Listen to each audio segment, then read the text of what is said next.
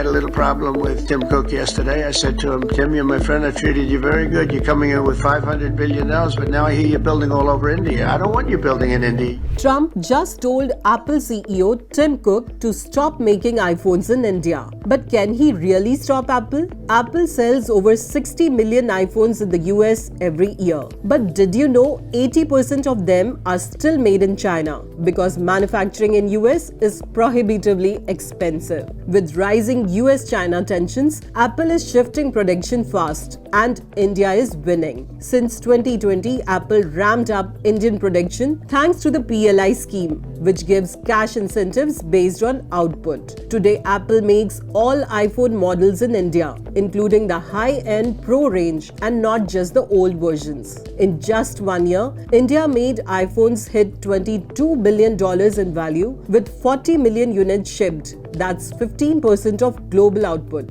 and still growing. Over 2 lakh jobs are created in India through the Apple supply chain. And starting this June, most iPhones sold in the US will be made in India and not China. So if Trump wants Apple to stop building in India, will Apple actually listen, or is the shift unstoppable?